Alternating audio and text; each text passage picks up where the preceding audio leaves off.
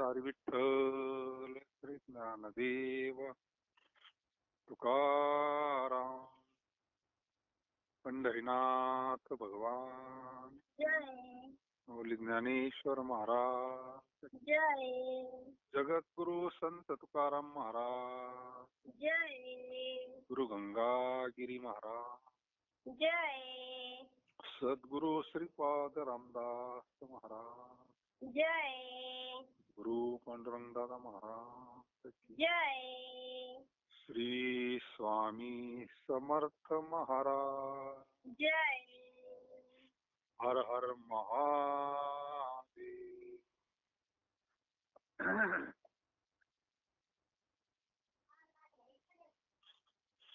शुक सनकादिक वारीला बाहू परीक्षितीला हो दिसा साता उठा उठा उठा उठी करी स्मरणाचा धावा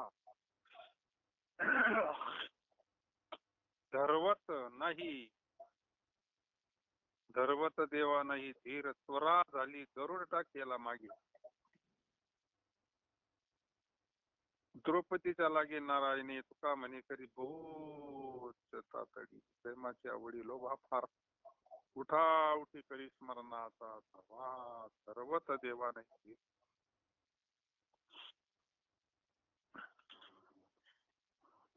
जगद्गुरु ज्या व्यक्तीशी आपण बोलत आहात त्याने आपला कॉल होल्डवर ठेवला आहे. कृपया लाइन पर रहा. आप जिस व्यक्ति से बात कर रहे हैं उसने आपकी कॉल को होल्ड पर रखा है. कृपया लाइन पर बने रहें. शुक सनकादिकांनी हातवर करून सांगितले. आपण म्हणतो ना सनकादिक संत म्हणाविता कृपावंत. हा की जे सनकादिक संत आहे ना ते कायमचे असे लहानच आहे ते काही मोठे होत नाही. त्यांनी असं हात उभारून सांगितलं. काय सांगितलं? परीक्षिती राजा न 7 दिवसात कृतार्थ झाला.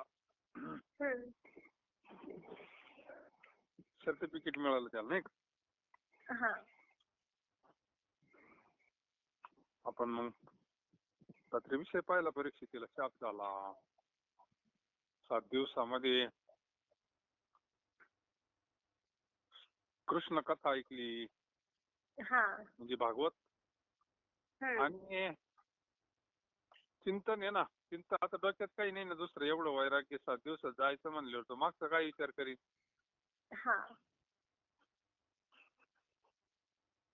एखाद्याला जर सांगितलं तू 7 दिवसात जाणार आहे तो काही चिंता करीन का काय ती? विवेक असला तर तो काहीतरी आपला 7 दिवसात जेवढं आपल्याला काही चांगलं करता येईल तेवढं करीन ना. आणि मग त्यांना कृष्ण कथा ऐकली. कथा अशी ऐकली त्याला मग ताण आठवणा भूक आठवणा काहीच आठवणा ना. फक्त कृष्ण दर्शनाची ताण. मुक्त व्हावं आपण. आपली भीती जावी मृत्यूची. 1 दिवस झाला 2 दिवस झाले राजा काहीच घेत नाही ना. तिसऱ्या दिवशी विचारलं महाराजांनी. अरे म्हणले तू बाळा काहीच पाणी नाही काही नाही काही नाही काहीच नाही म्हणले आता मला ताण लागली कृष्ण दर्शनाची. आता ही भौतिक ताण नाही ना आता. शरीराचं तादाच नाही सुटलं कधी. आता मला तहान लागली तर भगवान श्रीकृष्ण परमात्म्याच्या दर्शनाची तहान लागली. 7 दिवस भागवत सांगितलं. 7 दिवसात राजा जीवनमुक्त अवस्था प्राप्त झाली ना. जीवनमुक्त अवस्था ही देहात असतानाच प्राप्त करता येईल. महाराज म्हणले ना तुका म्हणे मुक्ती परनेली नोवरी. आणि मग पुढे म्हणले ना आता दिवस चारी म्हणजे याचा अर्थ महाराजांनी अगोदर मुक्ती मिळवली आणि मग म्हणते आता राहिलेलं आयुष्य खेळीमेळी राहू आपण. हा. याचा अर्थ ही अवस्था जीवनमुक्त अवस्था देहात असतानाच प्राप्त करायची असती. ही अवस्था प्राप्त झाल्यानंतर मग पुढं दुसरा एक दृष्टांत सांगतात महाराज. उठा उठी करी स्मरणाचा धावा धर्वत देवा नाही धीर. म्हणून तुम्ही त्वरेने हरीचे स्मरण करा. तसे केल्याने तुम्हाला भेट देण्याविषयी देवाला दम धरणार नाही.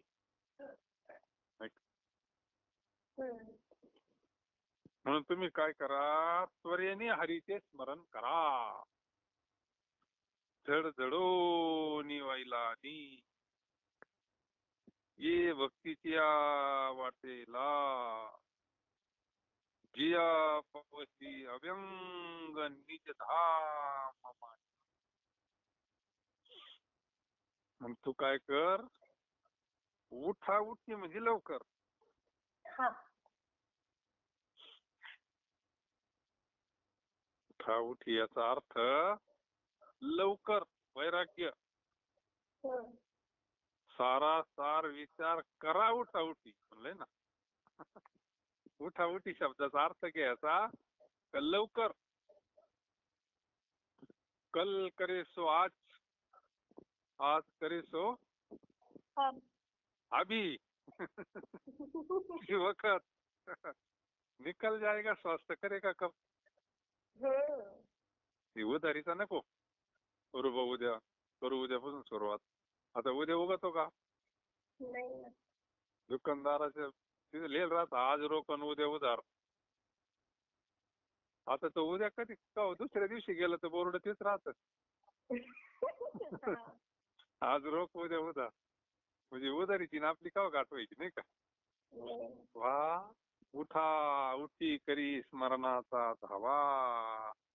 तुम्ही भगवंताचं स्मरण करा आणि भगवंताचं जर स्मरण केलं तळमळीनं तर तुम्हाला भेट देण्याविषयी देवाला दमदार होत नाही ना. मग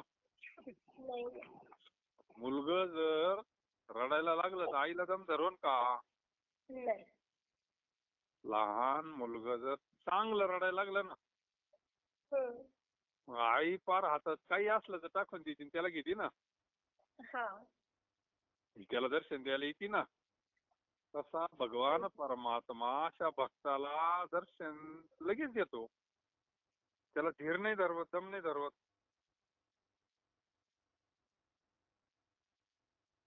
त्या हत्तीना गजेंद्रांना काय तळमळीनं हाक मारली होती. देवाना गरुडाला मागं टाकलं ना.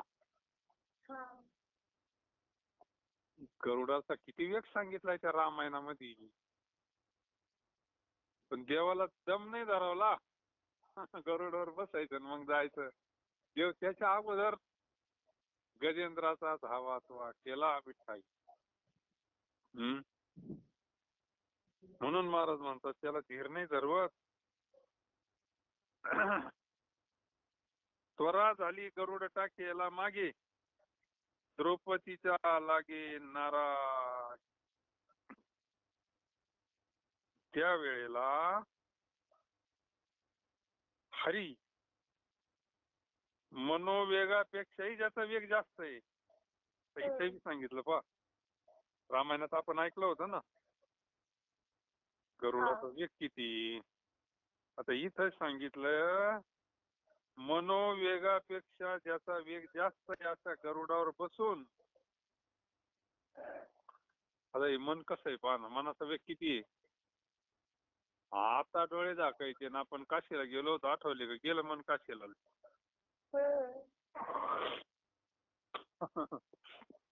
म्हणजे मनाचा वेग किती आहे. आता सगळे जलद म्हणजे विमान आहे ना. त्याच्यापेक्षा आपलं मन जलद आहे ना. ते विमानाच्या पुढे जात आहे ना. जाऊ नाही आलं. एखादा जर अमेरिकेत जायला असला. आता नेपाळ मध्ये गेलो होतो आम्ही पशुपतीला. दुसऱ्या देशात आहे ना ते. आता नुसतं स्मरण केलं का मंदिर पुढे दिसतं ना लगेच. म्हणजे मन आला ना जाऊन. हा. किती वेग आहे त्याला? मन ते गेले विलाया.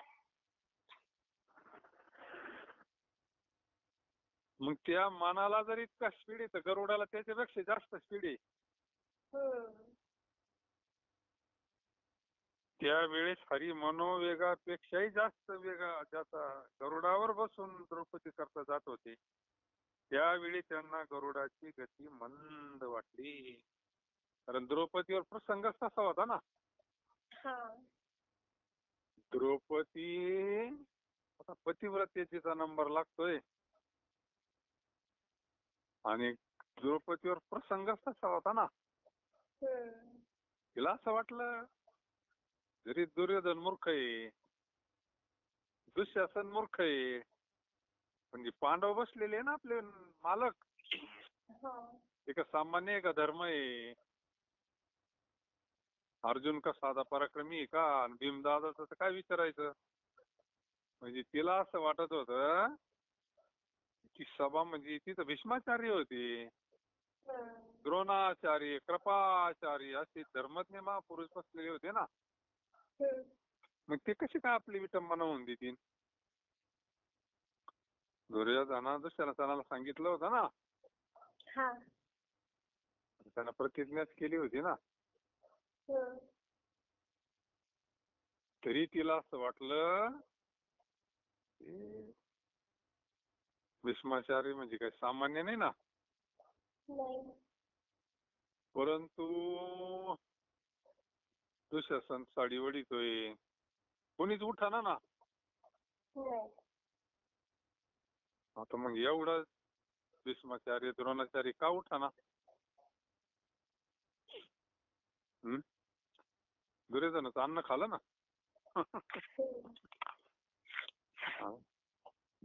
दुर्योधनाचं अन्न खाल्लं ना.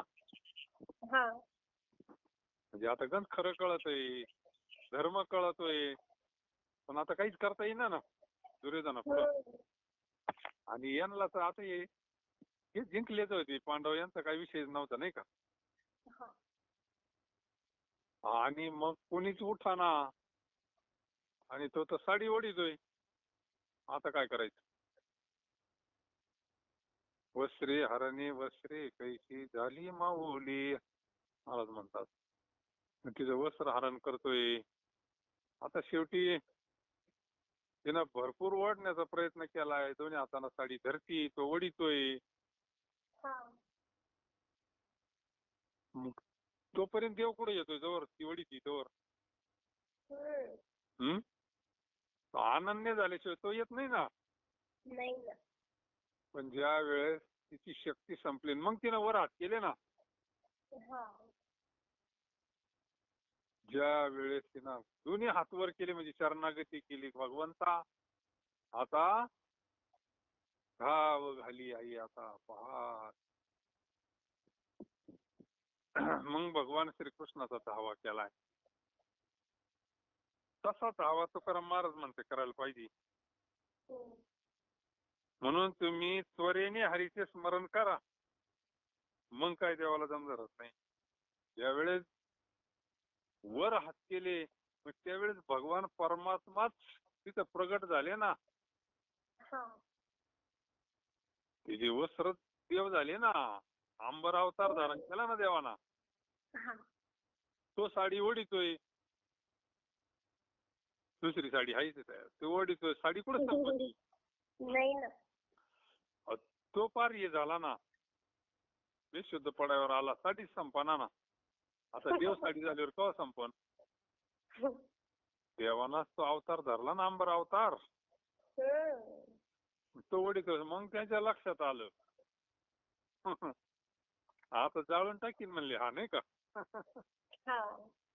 भगवंत किती तातडीनं आले, पण मग तिच्यावर प्रसंग तसा आहे ना.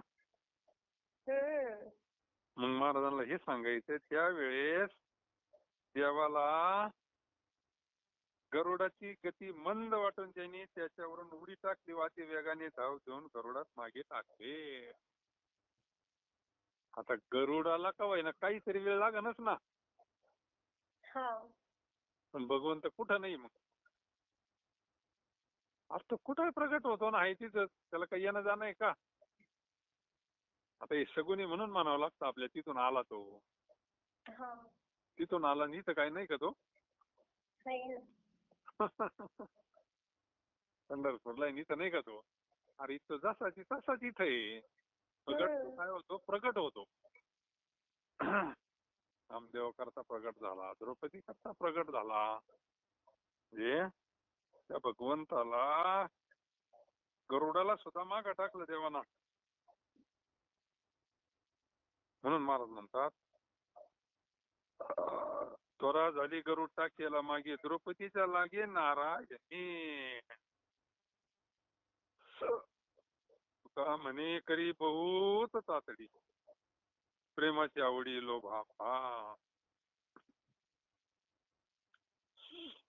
भक्तावर ज्यावेळेस प्रसंग येतात त्यावेळेस देवाला धीर धरवत नाही. ते नातं आहे ना ते. एखादी बाई आहे समजा, एखादी बाई आहे आणि तिचं लेकरू सारीत पडलं, कोणी त्याने आरोळी दिली, तो पोरग सारीत पडलं. मग ती निवांत जाईन ना, शी तांबरीनं व्यवस्थित दमा नाशी भारी. कळत नाही.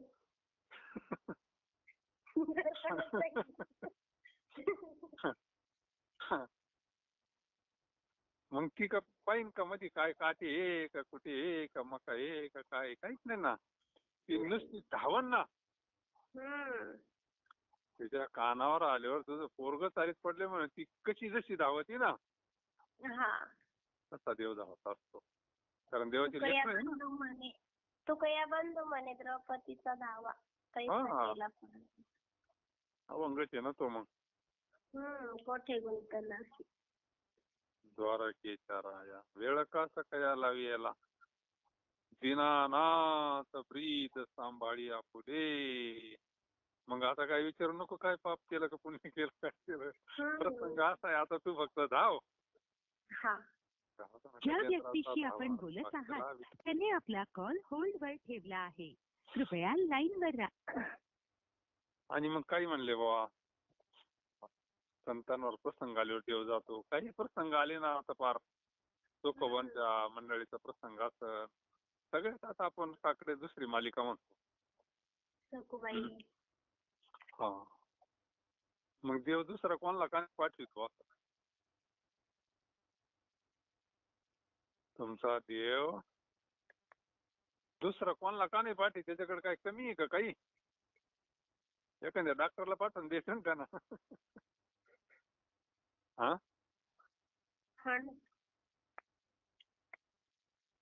बिरबलला विचारलं होतं बादशाहना, तुम्हाला खुदा किरकोळ काम कर, स्वतः काय जातो म्हणले. त्याच्याकडे आता ब्रह्मांडाचा मालक आहे, त्याला काय त्यानं ऑर्डर दिली, कुणी जाईन ना ते काम करायला, तर स्वतः काय जातो म्हणले. स्वतः काय जातो म्हणे. आता ते बिरबल चतुरच होता ना. त्याला वाटतं आता बादशाला सांगेन म्हणले मी, योग्य वेळ आले सांगेन म्हणले तुम्हाला. मला योग्य वेळ आले सांगेन म्हणले. आता याला काय असं सांगून पटणार नाही म्हणले. आता याला काहीतरी दाखवावं लागेल ना. एक दिवस म्हणे आपल्याला जलविहार करायला जायचं म्हणले. आता काय राजा बोलेन दल आले, मग किती काय नावा काय काय काय, राजा राणी सगळे चालले ना फिरायला पाण्यामध्ये, जलविहार करायला. आणि मग त्या बादशाचं मुलगं ते सगळंच ना. मग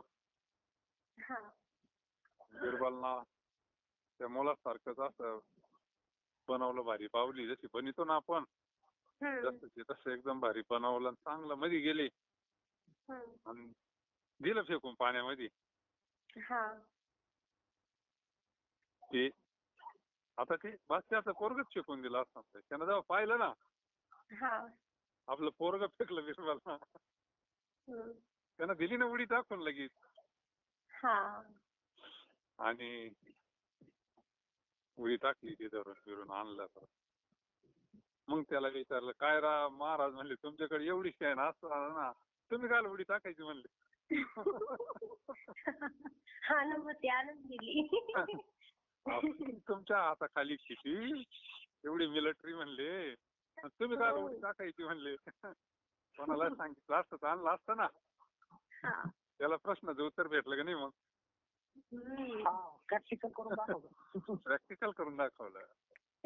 तसं पांडुरंगाला दम नाही धरवत ना. मग व्यवहारात जर एवढं प्रेम आहे मुलावर, ते अध्यात्माचं प्रेम कसं असन.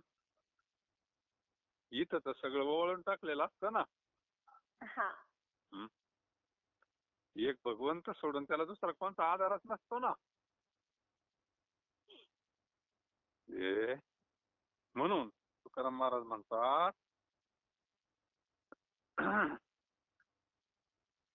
कुडावर आलत आपलं. तुका म्हणे करी बहुत तातडी, प्रेमाची आवडी लोभा फार. जगद्गुरु तुकाराम महाराज म्हणतात, देवाला भक्तामध्ये असणाऱ्या आपल्या प्रेमाविषयी आवड असल्यामुळे आवडीची धनी पुरविते. देवाला किती प्रेम आहे भक्ताबद्दल त्याला काय शब्दात मांडता येत नाही, ते नाही का. तो दुर्वीला सखा बळीभद्र भक्ता करता आपला भाऊ बाजूला केला. जे लक्ष्मीची तप नसते म्हणली. लक्ष्मीला चरणाची जागा देतो, पण भक्ता करता तो काही करतो ना. देवाला सगळ्यात जास्त कोण आवडत असतं तर भक्त आवडत. देवाला आपला मोठा भाऊ बलराम दादाला काढून दिलं ना तीर्थयात्रेला. भक्ता करतात ना. भक्ता करता केवळ अर्जुना करता, पांडवान करता. संत तुकाराम महाराज म्हणतात, देवाला भक्तामध्ये असणाऱ्या आपल्या प्रेमाविषयी आवड असल्यामुळे त्यांच्या विषयीचा देवाला अति लोभ आहे. म्हणून भक्त कार्य करण्याविषयी भगवंताला मोठी त्वरा आहे. त्याला तर हे भक्ताचं काम करायला आवडत ना. पिठू माझा लेकुरवाळा, संगी गोपाळांचा मेळा. त्याला सगळ्यात जास्त आवडत असतं तर भक्ताची कामं करायला. तो कोणाच्या रूपात येऊन भक्ताचं काम करतो ना. म्हणून शुक सनकादिके उभारिला पाहो, परीक्षितीला हो दिसाचा. आता त्याचं वैराग्य जास्त होतं, 7 दिवसात मुक्त झाला. आपण निदान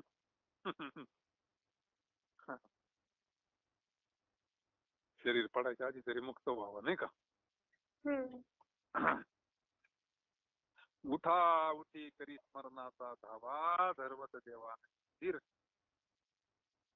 महाराज म्हणले, एका हाती नामन एका हाती मोक्ष. आईची साक्ष बहुतांची. उठा उठी करी स्मरणाचा धावा.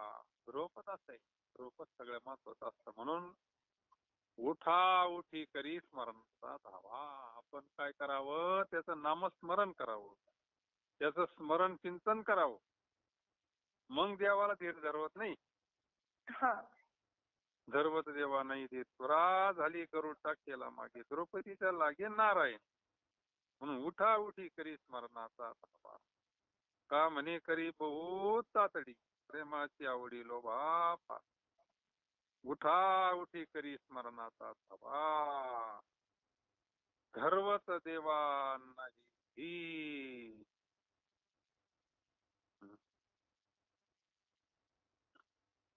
पुढचा अभंग आहे, बोलिलो ते काही तुमची हिता वचन नेनता क्षमा किजे. वाट दावी तया न लगे रुसावे, आती त्याई दिवे नाश पावे. निंब दिला रोग तुटाया अंतरी, पोभाळीचा वरी आत तरी. तुका म्हणे हित देखण्याशी कळे, पडती आंधळे कृपा माझी. वाट दावी तया न लगे रुसावी, आती त्याई दिवे नाश पावे.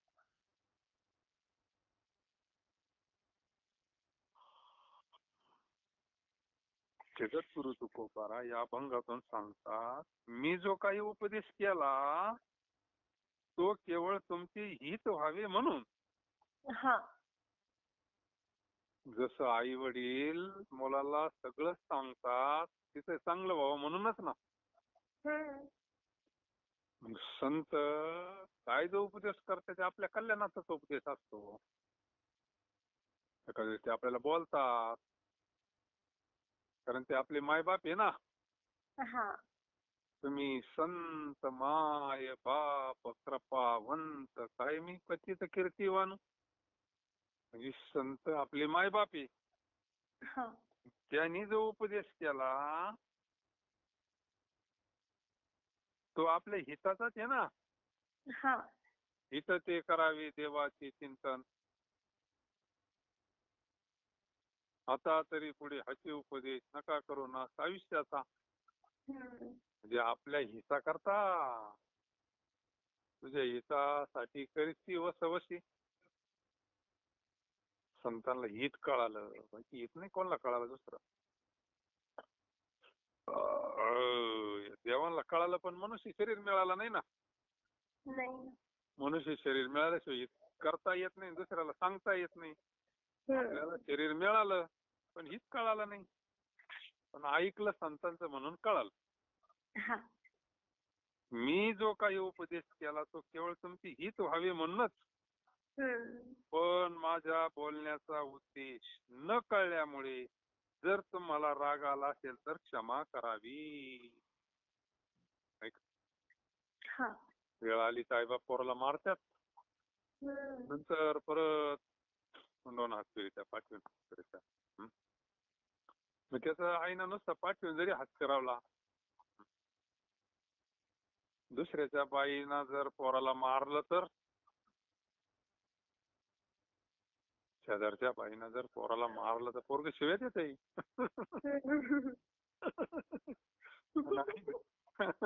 आईनं मारल्यावर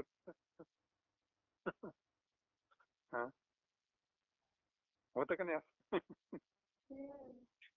आईला मारले कुठं काय म्हणते असं आहे ना. आणि आईचा मार लागत नसतो पोराला नाही का. तसंच जगद्गुरु तुकोबार आहे म्हणतात आम्ही तुम्हाला बोललो नाही पट्टीची. काय माय गेली होती उतापाची हरी नाही मुखाची हरी मोडा पातके करिता पुढे आहे पुसता काय उत्तर देतात. महाराज म्हणले जरी आम्ही बोललो असलो तर आम्हाला माफ करा तुम्ही. तुम्हाला राग आला असं. आईचं अंतकरण घेऊन आलेले संत.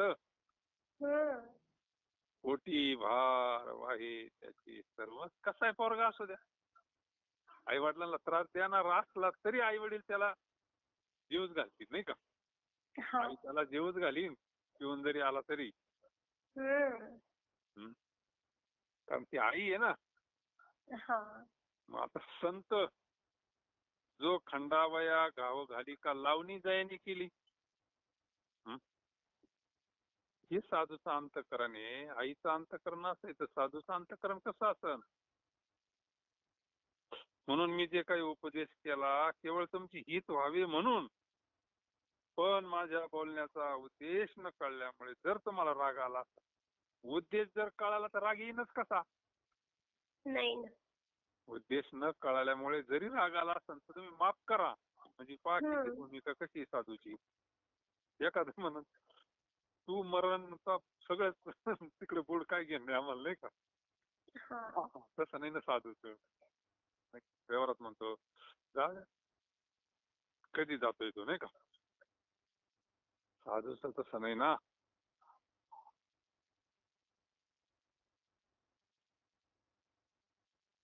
मार्ग चुकला असता खरा मार्ग दाखवण्यावर कोणी कधीही रागू नये. एखाद्याचा मार्ग चुकला म्हणजे आता परमार्थाचा म्हणा. एखादा चांगला मार्गाला लागला जर पुन्हा चुकला तो पुन्हा प्यायला लागला खायला लागला दुर्व्यसनाला लागला. पण त्या मार्ग दाखवणाऱ्यावर कोणी कधी रागू नये. त्याच्या बोलण्याला न मानून तांडगाईने आपला ठेका चालविला म्हणजे सरळ मार्ग टाकून आडमार्गाला गेले तर जीवाचा नाश मात्र होईल. हम्म. म्हणून ते म्हणले ना, मग नका करू नाश आयुष्याचा. चुकीच्या मार्गाला गेला तो बुडणारच आहे ना. मग चुकीच्या मार्गाला गेल्यावर तो बुडणार आहे. आणि एकदा हे शरीर पडलं तर संपला, खेळ संपला. परमार्थाचा खेळ संपला, काहीच होत नसतं. एकदा हे शरीर पडलं, बहुता दिवसा फेरा आला, मग काय लगेच दुसरं शरीर भेटन. मग दुसऱ्या शरीरात काय माळ घालता येईल का? गाथा ऐकता येईन का? वाचता येईल? काय करता येईल? काहीच नाही करता येणार. पशु काय पाप पुण्य जाणं, काय खाणं पिणं सोडून काय. तात्पर्य जगद्गुरु तुकोबाराय म्हणतात, तुम्ही जर आडमार्गाने गेले तर तुमचाच नाश होईल. वाट सांगी त्याच्या पुण्या नाही पा होती उपकार. परमार्थाची वाट सांगणारा काय सांगू आता संतांचे उपकार. मज निरंतर जागविती धन्य जागो गुरु महिमा देही जावीला दे. हे संतांचे उपकार आहे ना.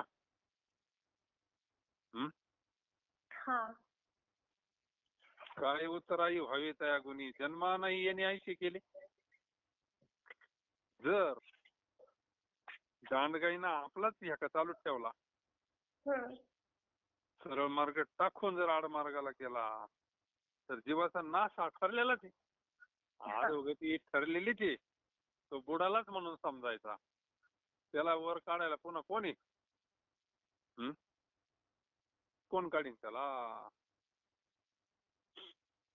तेवढं करण्याकरताच आम्ही वैकुंठवासी आलो या कारण.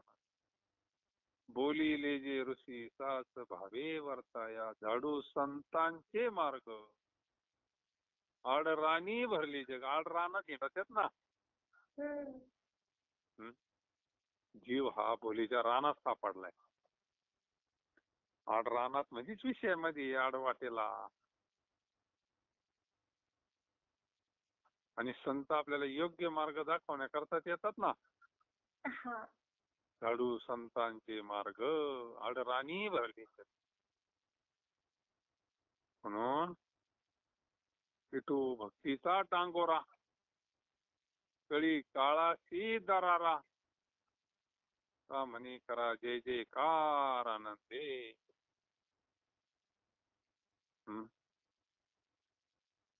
संतांचं अंतःकरण तुटत असते. पण जर एखाद्यानं पुन्हा आडमार्गाला गेला त्याचा नाश होईल. महाराज म्हणतात त्याला काही इलाज नाही. वैद्य कडू लिंबावत कडू औषध आतला रोग नाहीसा होण्याकरता देतो.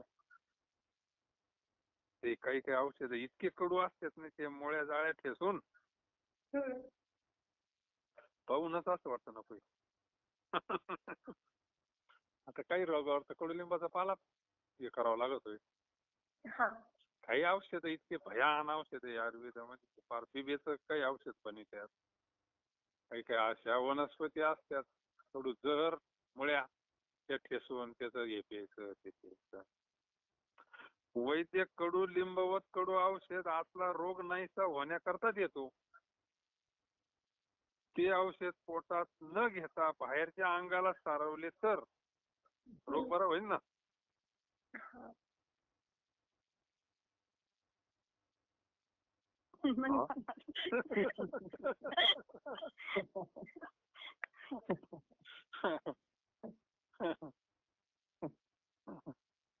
बरा होईल ना रोग. तिथं हा म्हणती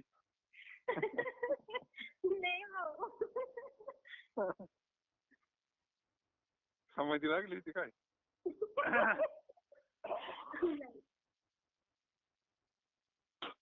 औषध जरी कडू असलं पोटात घेतलं का रोग बरा होतो ना. तसं संत जरी आपल्याला बोलत असतील पण आपलं कल्याण होण्याकरता आहे ना ते. हा. म्हणजे औषध पोटात नाही घेतलं, जर अंगाला सारवलं तर रोगाचा नाश न होता उलट आतल्या बाजूने रोग वाढन. आता आपल्याला भाऊ रोग झालाच ना. हा. मग डॉक्टरांनी चिकित्सा केली. बरं तपासायचे काही पैसे घेतले का? हा? हा? आता आपल्याला जर इकडे हे करायचं ठरलं, काही तपासायचंय म्हणणार, सोनोग्राफी करायची, फुकट करते ना? नाही. नाही ना? MRI करायचा आहे समजा, मग निदान करायचंय ना. हा. तिकडे पैसे लागत, पण संतांनी आपलं निदान केलंय ना. मग आपल्याला नेमकं काय रोग आहे बुवा, नेमकं रोग काय आहे? त्या रोगाची चिकित्सा करायचे काही पैसे घेतले का?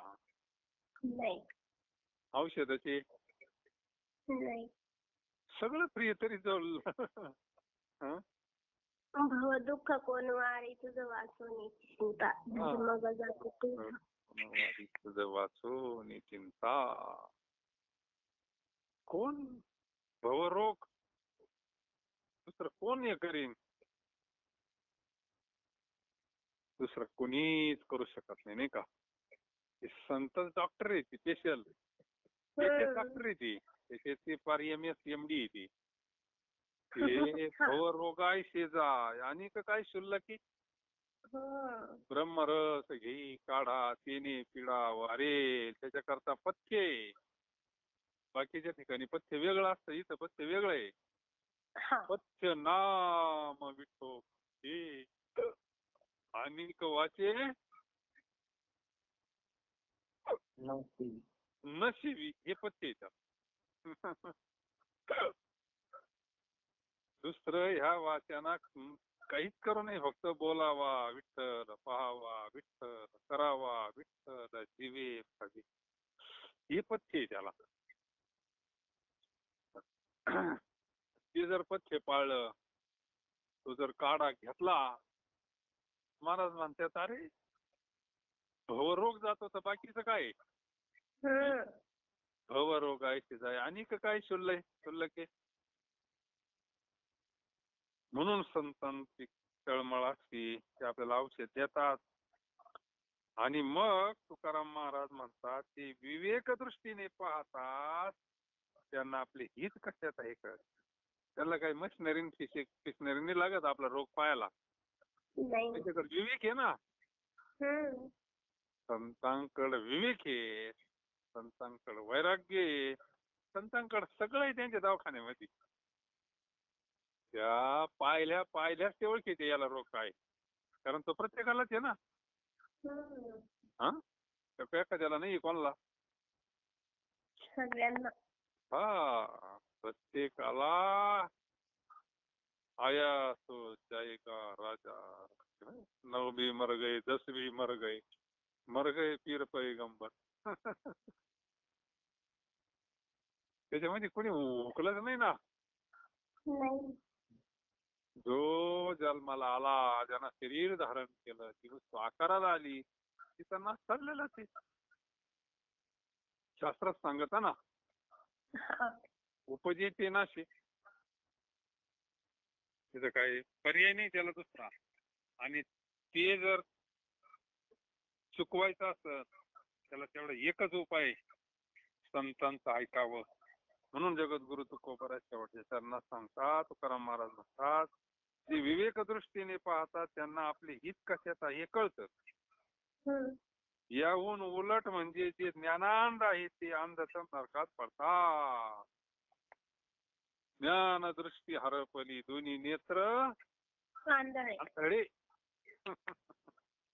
कृष्णांजन एक वेळा डोळा सीता ढळ, तिमीर दुःख गेले पिकले भ्रांतीचे पडळ. श्री गुरु निवृत्ती राई मार्ग दाविला सजळ, पाप रखुमा टीव्हीवरू विठ्ठल दिनाचा. म्हणून जे ज्ञानांध आहे ते अंधतम नरकात पडतात. आता त्याला ज्ञानच नाही, ज्ञानाशिवाय तर मोक्ष नाही ना. तशी पाठच फुटत नाही ना जीवनामध्ये. म्हणून संतांचं ऐकावं, नाही का? हा. बोलिले तो काही तुमच्या हिता वचन नेता क्षमा किती वाट दावी तया न लगे रुसावी आती त्याई दिवे नाश पावी निंब दिला रोग सुटी अंतरी पोभाळीता वरी आत तरे तुका म्हणे हीच देखण्याची कळे हा पडती आंधळी कृपा माझी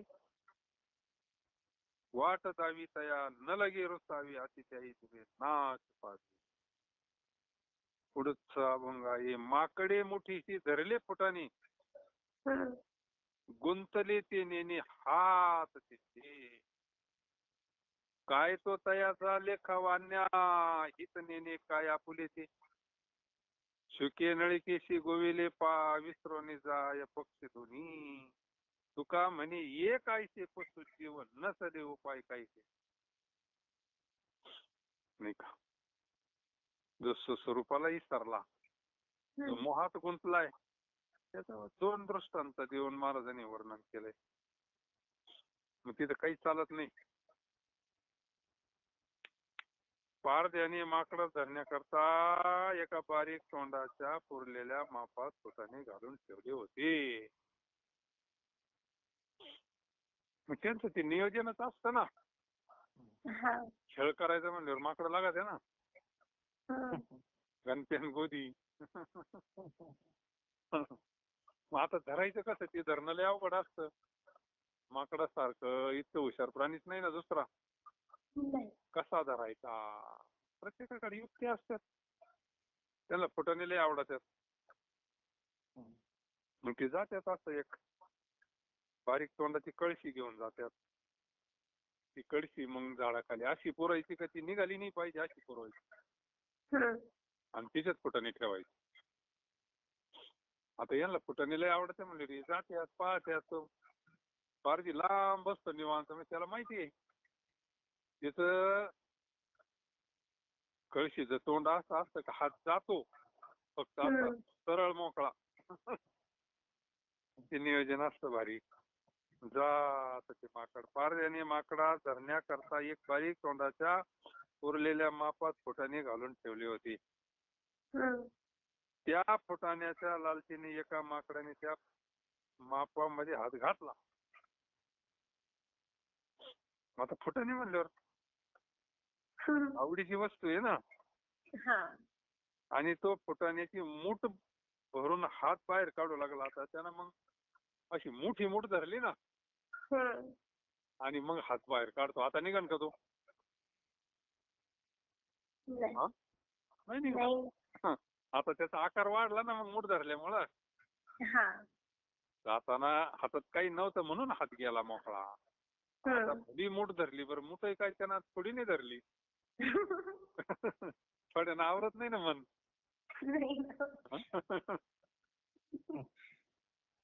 मग परंतु फुटाण्याने मूठ भरल्यामुळे हात फुगला म्हणून बाहेर काढताना तो त्या बारीक तोंडातून निघेना. मग ते हात बतय यानं देतोय वडीतोय. आता निघन कसं काय तो? बरं हात काढायचं म्हणजे फुटाणे सोडावं लागते. आता कोणती फुटाणे?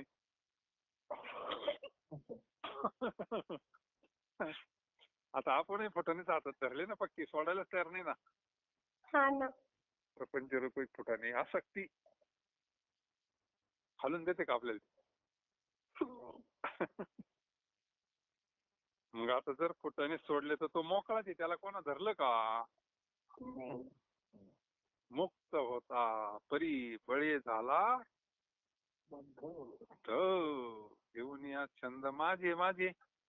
हे फुटाणेच आहे ना. सोडायलाच तयार नाही ना तो. आसक्ती सोडायला तयार नाही म्हणजे फुटाणे सोडायला तयार नाही. मग अशा तऱ्हेने हात गुंतून पडलेल्या माकडाला फुटाण्याची मूठ सोडून हात बाहेर काढून घ्यायची कळाना. त्याच्याकडे आता विवेक नाही ना. तो काय त्या माकडाचा अपराध जाणावा. आता काय नेमकं मग त्याच्याकडे विवेक नाही ना. त्याच्यावर विवेक नाही, वैराग्य नाही, म्हणजे तो बद्ध आहे. तो मतिमंद आहे, अंधमती आहे, त्याच्याकडे ज्ञान नाही, काहीच नाही ना. आता तो मोकळा आहे का नाही तसं पाहिलं तर? मुठ जर सोडली तर मोकळाच. याला कोण धरलंय का आता? भारती तर अजून आलाय नाही. हा? तसे आपणही मोकळेच आहोत ना. आपण सुद्धा मोकळेच आहोत. त्रिकुट कोसल्याने घर सायाचे केले, दोन्ही दारी लिंपोनिया आत कोंडू कोंडू मेले. सावध होई बापा काळ लागला मापा. तो कोसला दोन्ही कोणा बी बंद करून टाकी तू घरात. वरून ते काटेचं असतं पहा, जर कोणा पाहिलं असलं त्याचं घर तर स्वतःच बुजून टाकी तू. दोन्ही दार म्हणजे मी आणि माझं, मी आणि माझं. अहम ममतेच्या लवडी सवडी माते न पावती बापुडी, म्हणून जन्म मरणाची दुथडी डोळत ठेवी. अर्जुन हे माझ्यापर्यंत काय येत नाही. अहम मम, मी माझं, मी माझं, मी माझं. तस हा माकड काय फुटाने सोडित नाही. आपले काय हित आहे तो मूर्ख जाणतच नाही. कोण? माकड. त्याला मूर्खाला हितच कळा ना. आता आपण घेण्या देण्याचा किती लय अवकाळ आहे ना धरल्यावर. मग जत्रा खेळ करतात मग ती त्याच्यावर सगळं पोट चालतं यांच्यावर. मग पैसे टाकी त्या यांना ते बांधीते आहे पक्की. मग गळ्याला दुरी, पायाला दुरी. आता एवढ्या अवकाळ कशामुळे झाल्या? फुटाने सोडले. फुटाने सर अवकाळच नाही ना. तो मोकळाच आहे ना. आपण मोकळेच होतो ना. आता हाताने बांधून घेतलं आपण. हा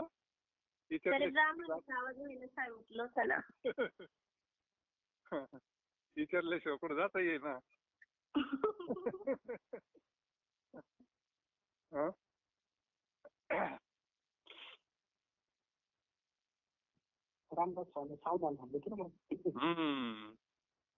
सावध नाही ना. पण ते पक्ष चांगले मुठ असतो काय सोडित होतो. फोटोवाल्याकडे लक्ष राहतं, इकडे लक्ष राहतं. तो काय ब्राह्मणाकडे काय लक्ष राहतं.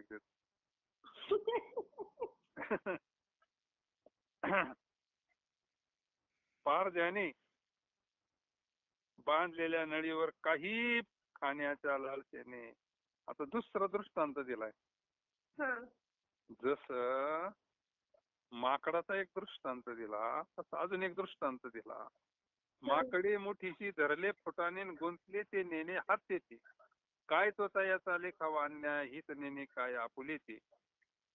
मग आता तो पारधी येतो, त्याच्या गळ्यात फासा टाकीतो, याला घेऊन जातो.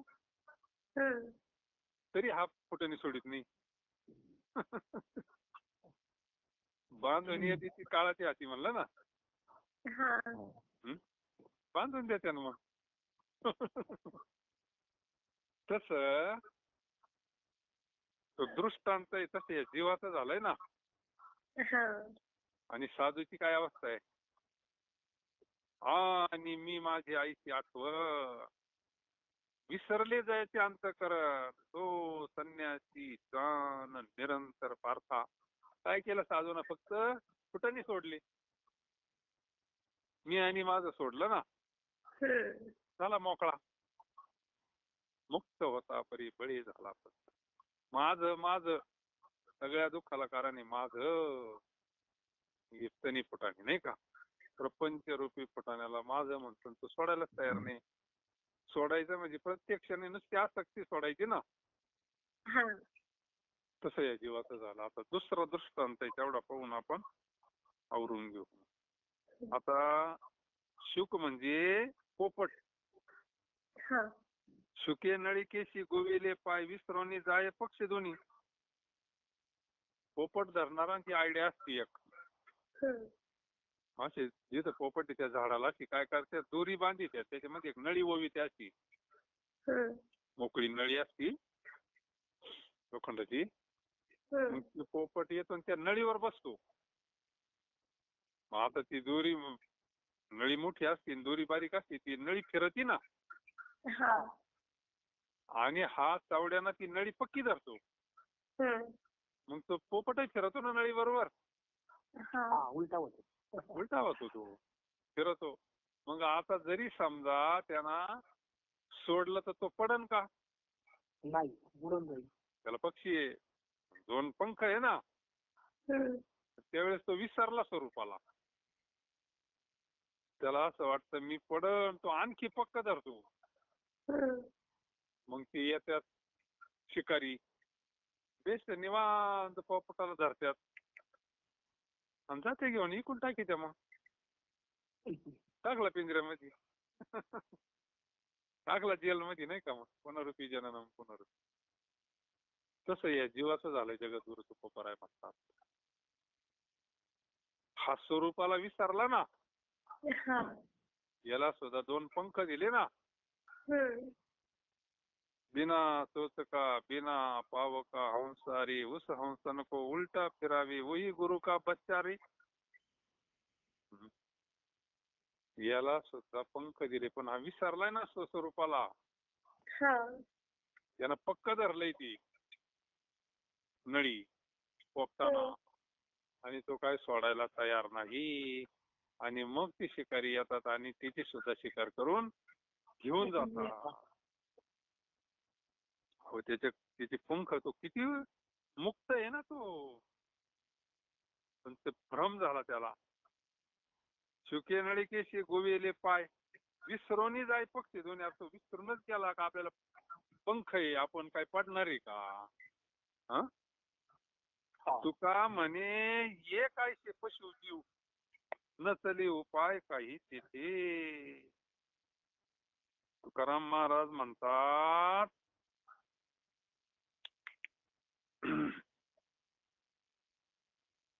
पारध्याने बांधलेल्या नळीवर काही खाण्याच्या लालसेने रागू येऊन बसतो.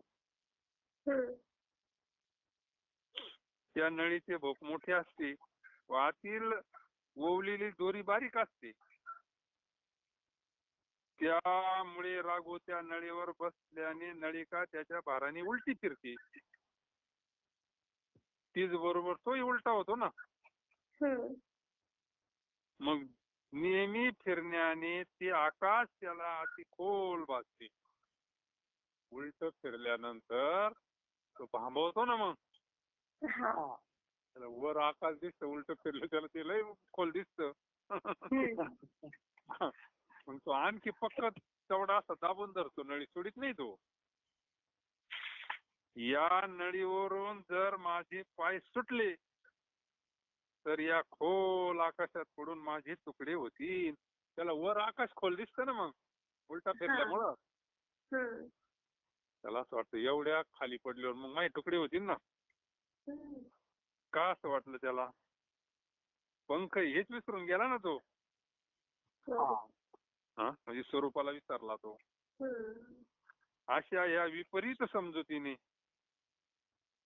आपल्या जवळ उडण्याला दोन्ही पंख असून तो त्यास विसरून गेला. आपल्याला भगवंताना बुद्धी दिली, जेणे तू जोडशी नारायण. पशु का होत पनैया, नर का कछु नाही होत, नर करणी करे तो नर का नारायण बध्या. पण तो विसरला ना, आणि विसरले तर थोर झाली हानी. तसं जीवाचं झालं याच्यासारखं. पंख असूनही तो त्यास विसरून गेला. तुकाराम महाराज म्हणतात, अशी किती एक जीव. आता आलं का सिद्धांतावर?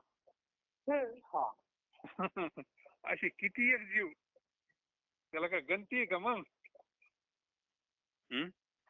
बहुत जन गेले नाही आले मागोती, न जाणो काय झाले कान तरी ऐकती.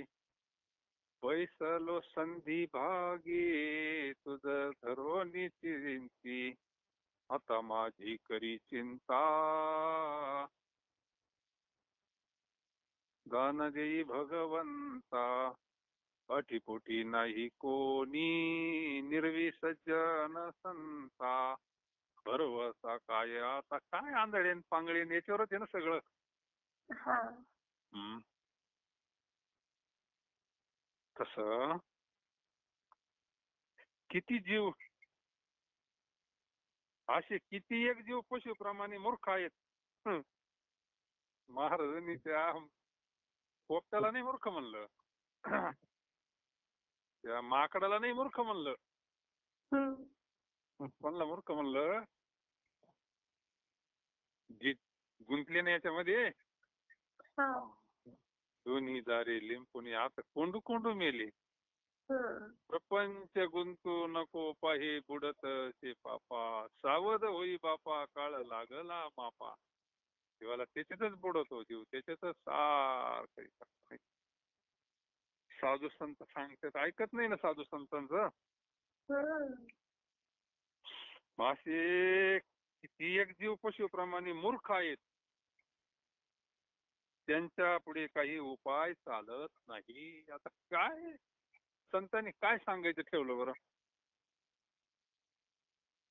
काय सांगायचं ठेवलंय? त्याला माहिती या काळात अवघड साधन होणार नाही ग्रस्तीला, मग सोपं सांगितलं ना. समर्थांना ज्यावेळेस भगवंताचं दर्शन झालं 13 कोटी नामस्मरण केल्यानंतर, भगवंतानं वर देऊन टाकला, जो कोणी माझं असं नामस्मरण करीन त्याला माझं दर्शन होईल. इतकं चिंतन केलं, पण स्वामी म्हणले महाराज भगवंताला ग्रस्तीला शक्य नाही म्हणले.